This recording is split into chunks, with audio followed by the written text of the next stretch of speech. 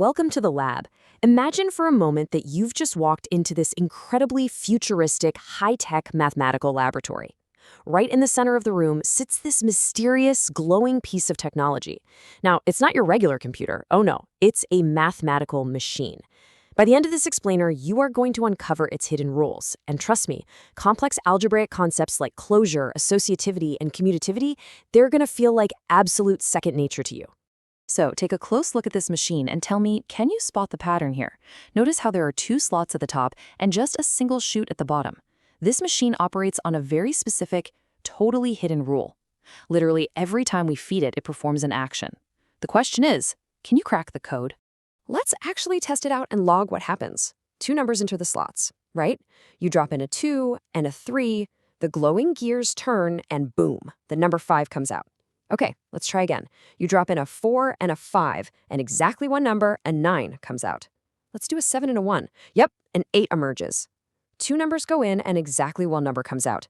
Now, you've probably already guessed that the hidden rule here is addition, but honestly, more importantly, you've just witnessed the core mechanic of our entire game. This forms one of the absolute most important concepts in all of mathematics. Okay, let's actually dive into the formal definition for a second. What you just saw, that is called a binary operation. And hey, the word binary simply means two. So a binary operation is just a rule, think of it as our glowing machine, that always works on exactly two elements. Mathematically, we write this as S cross S maps to S.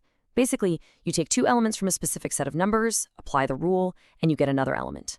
But here's the golden rule. That final S in the equation, it means your output must never, ever escape its original set. Now, what's really cool about this is just how flexible this machine can be. It's not just for your basic numbers. If our set is integers and we input 3 and 5, our addition machine spits out 8. Since 8 is also an integer, it works perfectly. But get this, we can also use sets. If we input set A containing 1 and 2 and set B containing 2 and 3, and our machine's rule is union, well, it combines them to spit out a brand new set, 1, 2, and 3. So whether we're adding integers or combining sets, the rule stands. Two elements go in and one perfectly combined element comes out. All right, let's level up. Level 1, the closure property. To totally master this machine, we really have to understand the specific properties that govern it. Let's start with what I like to call the stadium analogy. Imagine a game where players absolutely must stay inside a massive stadium. Nobody is allowed to leave. Well, a binary operation is closed if every single result stays inside the original set. If we play with integers under addition, 5 plus 7 is 12. 12 is still an integer. Nobody leaves the stadium. But what if our set is only natural positive numbers and our rule is subtraction? 3 minus 5 equals -2. Uh-oh, -2 is not a natural positive number. The result just escaped the stadium, which means you lose the closure property. Moving right along to level 2, the associativity property.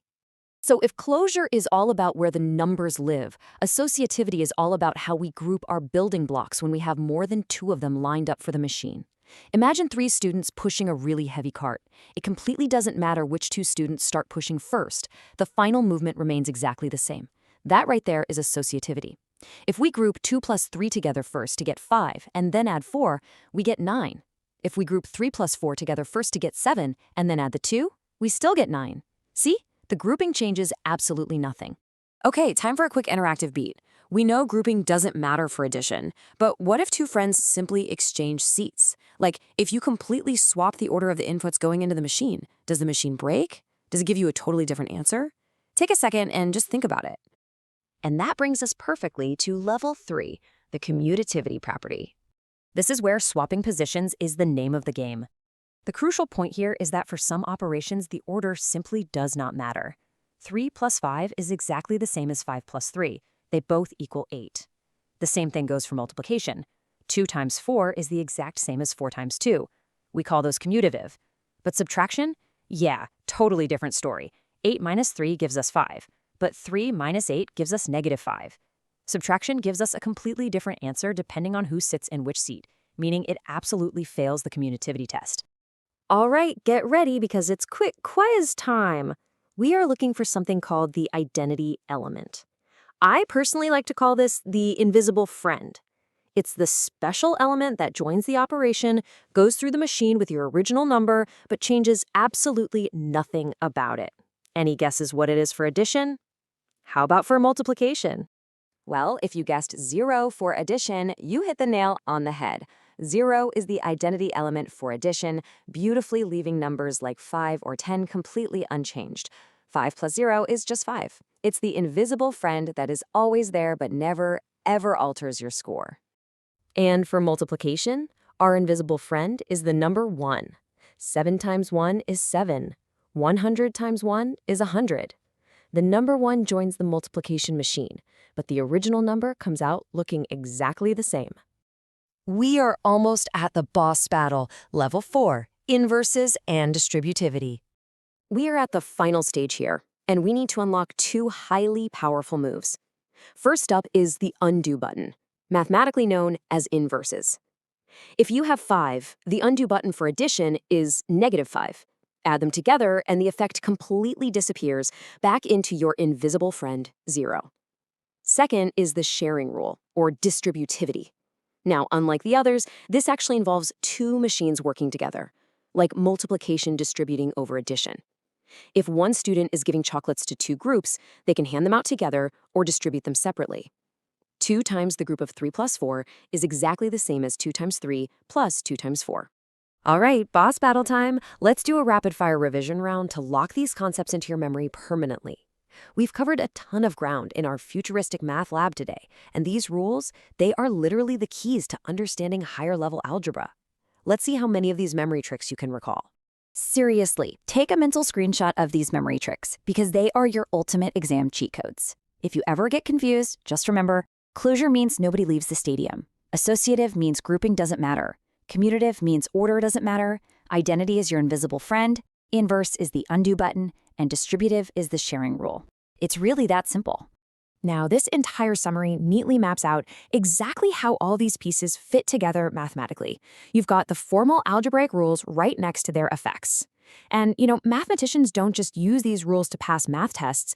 They use these exact classifications to study insanely advanced algebraic structures. By defining exactly how elements interact under specific rules, they can build massive, complex systems that always behave predictably. You might be sitting there thinking, this is just some abstract math played out in a hypothetical laboratory. But these exact binary operations, they are literally running the modern world. Computer processors perform billions of these operations every single second. When you buy something online, cryptography uses these exact properties to keep your banking transactions safe. Artificial intelligence relies on them, and they are being used right this very second to render the graphics you are looking at. Modern technology would be utterly impossible without the whole shebang. So, you've successfully conquered the mathematical machine and unlocked the hidden rules of how our entire digital society is built. But it kind of makes you wonder, right? If binary operations are securing our banks and rendering our video games, what other hidden mathematical rules are secretly operating right under our noses in everyday life?